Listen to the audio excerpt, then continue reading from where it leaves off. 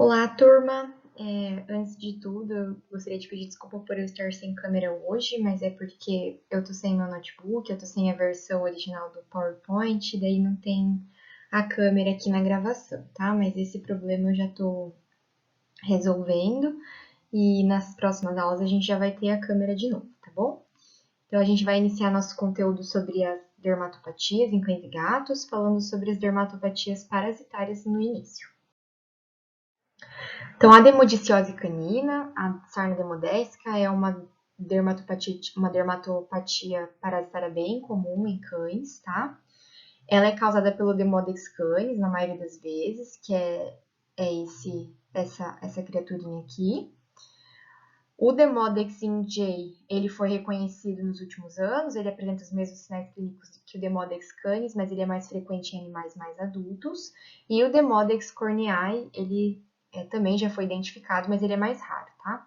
O Demodex, ele é um habitante comensal, ou seja, ele é um habitante natural da pele dos cães, tá? Sem causar doença. Naturalmente, a gente encontra Demodex na pele dos cães. E ele passa para o filhote através da mãe logo após o nascimento, então em torno de 2 a 3 dias de vida, tá?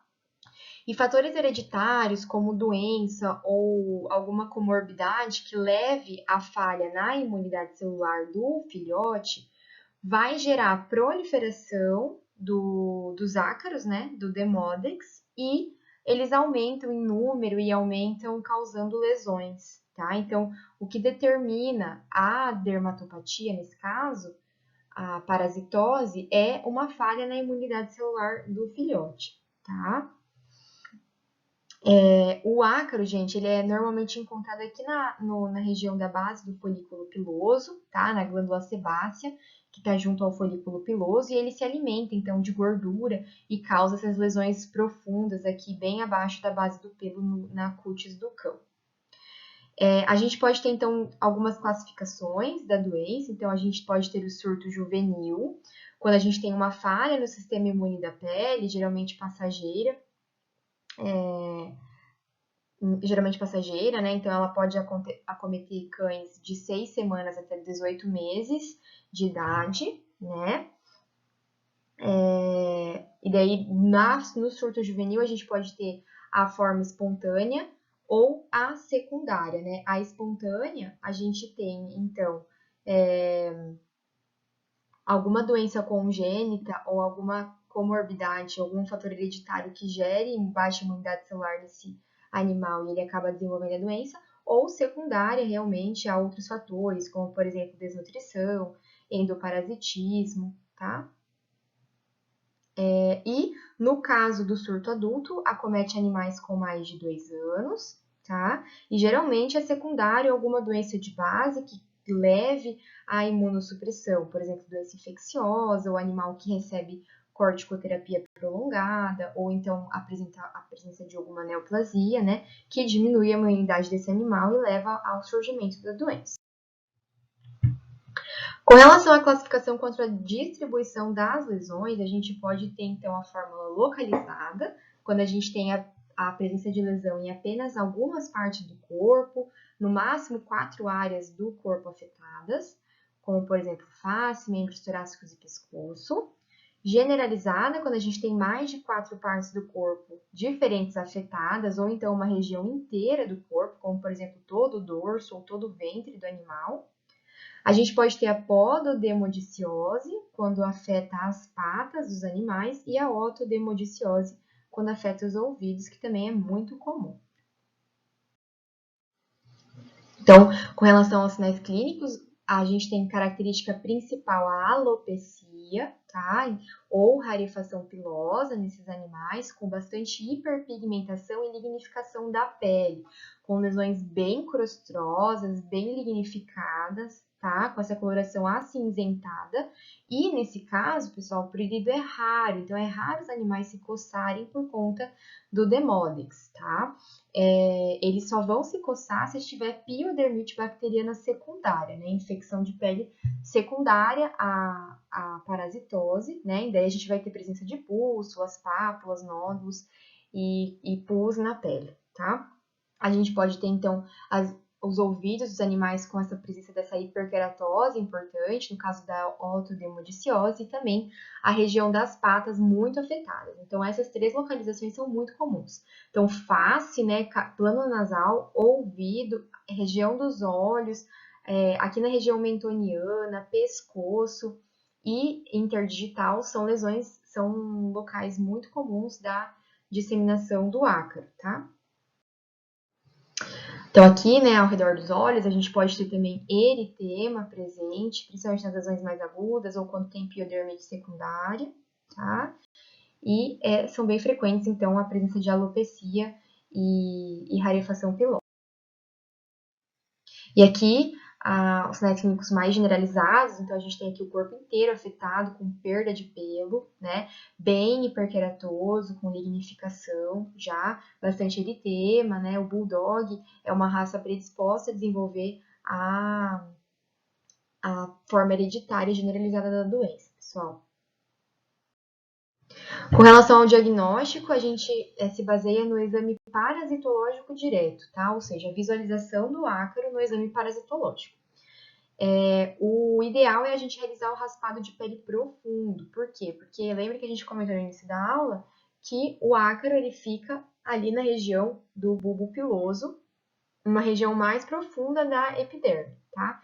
Então, a gente precisa realizar um raspado de pele profundo para conseguir ter maior chance de detectar.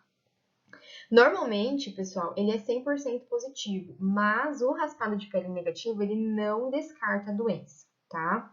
Outros métodos de detecção é através da fita adesiva, tá? Então, apesar da gente ter que fazer um raspado profundo, é muito comum a gente conseguir pegar Demodex também com a fita adesiva, acaba sendo um método menos traumático, e ele também é muito sensível, principalmente para aquelas regiões que são mais difíceis de realizar o raspado, como ao redor dos olhos ou interdigital, tá? Se acabar ficando na dúvida, né, o ideal seria realizar, então, um raspado de vários lugares, né, ou então fita adesiva, fazer raspado e fita adesiva, por exemplo, tá? O tricograma, a gente acaba utilizando em áreas mais difíceis de raspado ou da fita, mas ele não é tão sensível, então ele não é tão utilizado. E o parasitológico do cerumen, através de suave otológico, né, é interessante para aqueles casos de otite por Demodex, tá? Então, se a gente tiver mais de 5 ácaros por campo, a gente tem o diagnóstico positivo de demodiciose parasitária. Então, aqui imagens, né, demonstrando como que a gente realiza tanto o raspado de pele, então a gente precisa pegar a dobra da pele da região que a gente quer identificar, né, e realizar o raspado até sair um pouco de sangue, tá? Evidenciando que foi um raspado mais profundo. Ou então a fita adesiva, então na região de interdigital, né, e aqui também, de uma outra lesão, a gente coloca a fita diretamente na lâmina, ou então no caso do raspado, a gente coloca direto aquele conteúdo que a gente pegou do raspado na lâmina e visualiza no microscópio. Pode ser em objetiva mais baixa, não tem necessidade de ir para objetiva mais alta e não precisa de coloração. O exame parasitológico é sem coloração, tá? E daí a gente consegue visualizar, então, a presença do ácaro, né? Então, aqui a gente tem uma grande quantidade, muito mais que 5 por campo, né? Então, detectando a demodiciose nesses cães, tá? Então, aqui também, às vezes ela é mais difícil de ser visualizada, às vezes tem presença de muita gordura, ou então presença de sangue, então acaba sendo difícil a visualização, precisa ter esse cuidado. E aqui um tricograma, a gente consegue visualizar, então, essa imagem é de livro, tá, pessoal? O Demodex aqui bem na base do bulbo piloso.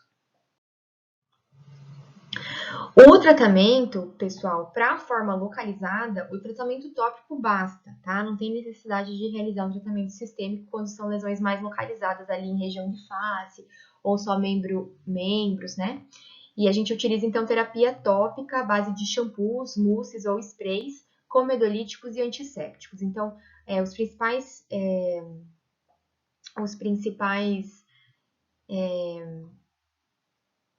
princípios que a gente utiliza são o peróxido de benzoíla e a clorexidine, tá? Tanto em shampoos como mousse ou sprays para aquelas lesões que são bem, bem localizadas, né? Então, banhos com shampoos uma vez por semana ou mousse e spray 2 a 3 vezes por dia, tá? E com relação à necessidade de tratamento sistêmico, né, a gente tem então a opção do Advocate, pessoal. O Advocate ele é uma ampola tópica contra pulgas e carrapatos, mas ele acaba tendo uma boa eficácia tanto para os ácaros como também para endoparasitoses, né? Então é bem fácil de encontrar e aplicações semanais a partir de 7 meses de idade, né? A gente consegue ter um controle bem legal somente com. No caso da demodiciose generalizada, o interessante é a gente juntar a terapia tópica, que a gente já conversou anteriormente, com a terapia sistêmica, tá? Eu coloquei aqui algumas opções que a gente tem descrito na literatura, mas eu deixei em negrito, então, as que a gente mais utiliza, tá? Então, a ivermectina, ela é um tratamento bem antigo, muito conhecido, também muito eficaz, é um tratamento de baixo custo, tá?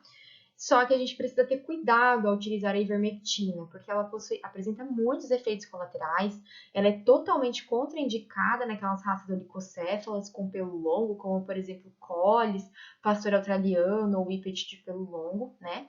E também ela é totalmente contraindicada em animais abaixo de 12 semanas de idade, tá? Então, a ivermectina, apesar de ser uma opção acessível, ela não é a melhor opção, tá, pessoal? Outras opções mais atuais, a doramectina, né, que é o Dectomax, que seria para substituir a ivermectina. A gente também tem aplicações semanais ou via oral a cada 72 horas. E então a gente tem as opções via oral em doses únicas, tá? Como, por exemplo, o NexGard, o Simparic e o Bravecto. O Simparic e o Bravecto, eles têm uma melhor eficácia e também uma maior vantagem, porque eles, por exemplo, o Simparic é uma dose a cada 30 dias e o Bravecto uma dose a cada 3 meses. Geralmente a gente necessita de apenas uma dose para controlar, tá? E já o NexGard a gente precisa fazer então a cada 15 dias para ter um sucesso maior. E no caso do corticoide, né? Então a gente sabe que quando o animal apresenta muito prurido, os corticoides eles podem auxiliar, né? E às vezes o animal está com muita epidermite secundária, está se coçando bastante e precisa utilizar o corticoide, né? Mas nesse caso a gente não pode utilizar, tá? Evitar qualquer tipo de apresentação de corticoide, tanto tópico, né, como shampoos, como via oral, porque ele tem ação anti-inflamatória, que é um processo de defesa da pele, né? E se a gente diminui a defesa da pele, a gente faz com que os ácaros se proliferem mais. Então a gente acaba piorando a situação. E a gente trata até quando, né? Então, o tratamento é até a gente obter 3 raspados negativos consecutivos, tá? Então, tanto para forma localizada como para forma generalizada, a gente precisa fazer esse acompanhamento, tá? Então, a remissão lesional, ela antecede a cura parasitológica. Então, é muito comum o animal ele melhorar a sintomatologia com o início do tratamento, mas ele não está curado. E daí, se a gente interrompe o tratamento sem realizar esse controle, a gente acaba tendo uma resistência, uma proliferação muito maior do ácaro, a gente pode exacerbar a doença, tá? Então, é interessante, é importante a gente realizar esse acompanhamento, e a gente para o tratamento somente quando a gente obter 3 raspados negativos consecutivos, tá? Outro ponto muito importante do tratamento é melhorar a imunidade. Então, lembra que a demodiciose, ela ocorre secundária, principalmente à diminuição de imunidade. Então, melhorar a alimentação, condições de higiene, utilização dos ômegas, né, ômega 3, ômega 6, realização de vacina, desverminação, geralmente são filhotes, né, de abrigos ou recém-adotados, tratar doenças concomitantes, então são pontos do tratamento que são importantes, tá? E educar o proprietário, tá? Então, educar que a gente precisa realizar esse acompanhamento e também, no caso da generalizada, ela tem um fator hereditário, né? Então, ela pode passar para os seus filhotes, para suas crias. Então, é importante a gente castrar aqueles cães que a gente detectou de hemodiciose generalizada para que a gente não corra o risco de ter essa disseminação do ácaro, tá? Não pode interromper o tratamento precocemente por conta da resistência que a gente já comentou e é interessante a gente realizar um acompanhamento anual após a remissão, no caso da demodiciose generalizada, para a gente evitar que volte pior. A escabiose canina é uma outra sarna que muitas vezes é muito confundida com a demodiciose, mas é outra etiologia, é outro ácaro, tá? Então, esse aqui é o Sarcoptes scabei, variação canis, tá? É a sarna sarcóptica muito conhecida. tá bom? Ela é o primeiro diferencial em cães com prurido. Então, diferentemente da hemodiciose, ela causa muita coceira, tá? Então, em filhotes com prurido, o primeiro diferencial é a sarna sarcóptica. Ela acomete tanto cães como gatos, roedores e humanos, tá, pessoal? Então, ela é considerada uma zoonose. A gente pode ter 90% de chance de se contaminar após o contato direto com um cão infectado com a sarna sarcóptica, tá? Então, precisa ter esse cuidado, utilizar luvas quando a gente identificar um animal com possível sarna sarcóptica.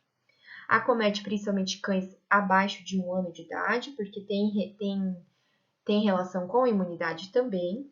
E aqui, pessoal, a gente tem uma reação de hipersensibilidade do tipo 1, tá? Então, a fêmea do ácaro, ela cava, literalmente, os tecidos aqui superficiais e libera substâncias muito inflamatórias, né, e irritativas que causam essa reação de hipersensibilidade do tipo 1, levando a um prurido intenso, tá? Ela cava essas galerias para depositar os seus ovos, né? Então, o ácaro, ele deposita seus ovos na própria pele do animal e ela acaba causando, então, essa reação de hipersensibilidade. E a transmissão, ela é uma doença extremamente contagiosa, né? Então, a transmissão pode ser tanto por contato direto com outros animais infectados, como por vômitos também, tá? E aqui é o ácaro, tá? Característico da sarna sarcóptica. Então, os sinais clínicos, eles podem ser muito parecidos com a hemodiciose, tá? Então, a gente tem principalmente áreas de rarefação pilosa e alopecia, principalmente aqui em regiões mais frias no cão e mais quentes nos humanos, né? Então, por exemplo, nos humanos é comum a gente se infectar em dobras, virilha, e já nos cães a gente tem aqui em região dorsal, membros, aqui na região de ventre mais superior. Tá? A gente tem aqui um eritema intenso por conta dessa reação de hipersensibilidade e muito prurido, né? Então, geralmente a gente tem um animal se coçando no ambiente hospitalar durante a consulta, tá? E isso indica um índice de prurido muito alto. Outro sinal característico é o reflexo otopodal positivo. Então, aqui um vídeo para demonstrar para vocês, quando a gente realiza uma pressão na borda auricular do animal, ele acaba demonstrando esse reflexo otopodal positivo, que é extremamente característico da sarna sarcóptica, tá, pessoal? Mas nem todo reflexo otopodal é escabioso, então a gente precisa ter outros diferenciais, como por exemplo as otites, né? Então, mas é muito comum a gente ter esse reflexo em cães com sarna sarcóptica.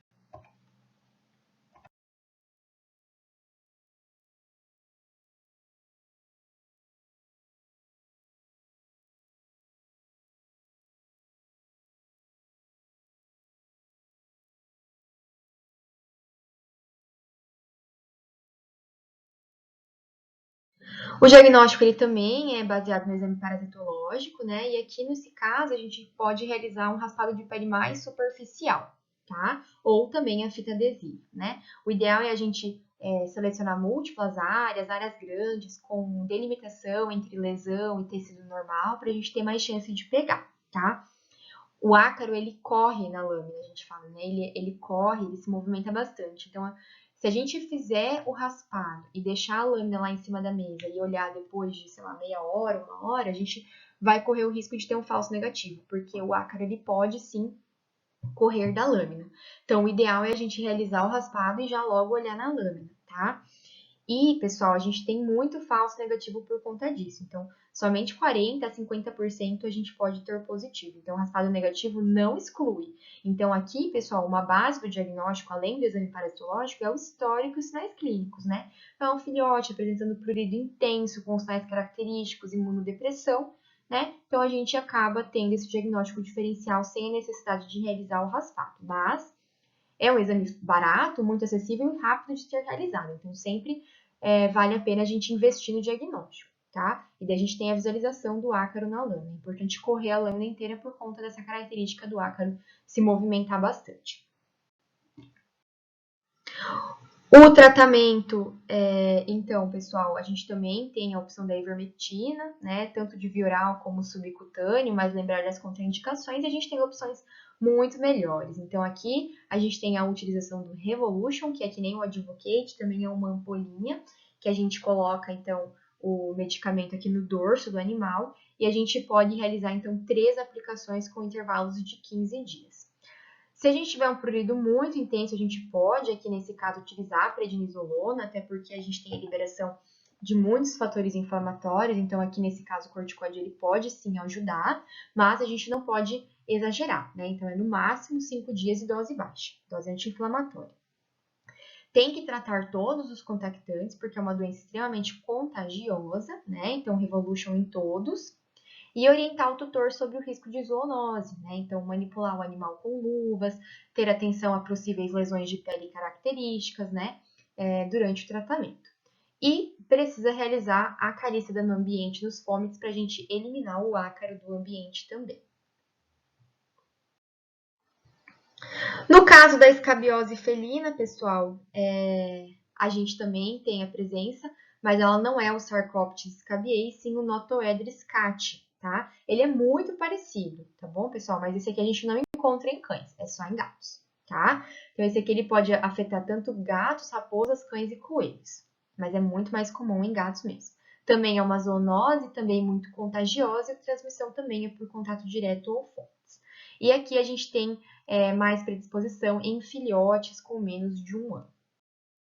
Então, os sinais clínicos, a gente também tem a presença de muita alopecia, rarefação pilosa, bastante presença de crostas, principalmente em borda de pavilhão auricular, pápulo-crostas, rarefação pilosa, muito prurido, principalmente aqui na região de face e cabeça, tá?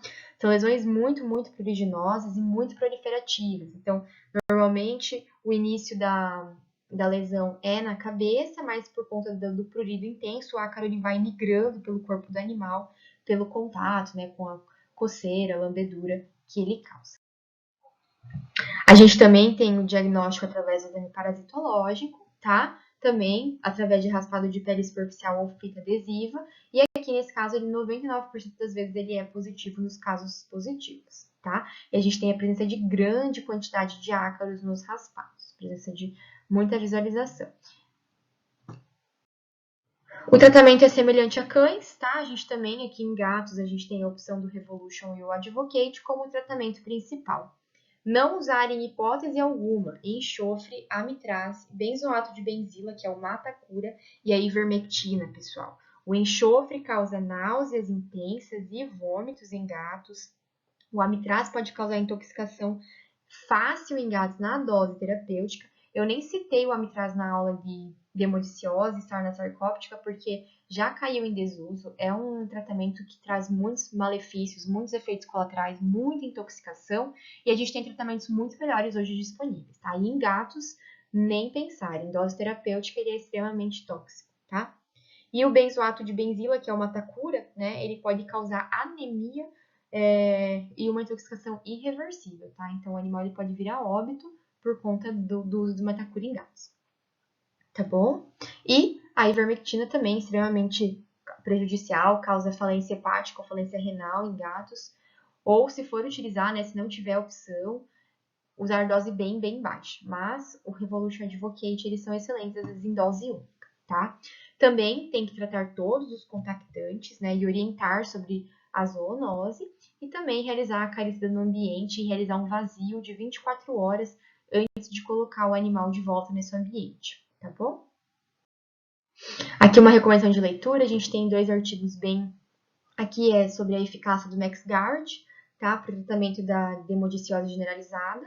E esse artigo, ele é bem recente, né, de 2021, é sobre, então, o tratamento da demodiciose com o lotilaner, que é o Credelis, tá? Que é como se fosse o Simparica, o Bravecto, mas a gente tem também essa opção por tratamento. Mas ele ainda ele utilizou poucos animais, então ele não é comprovado, tá?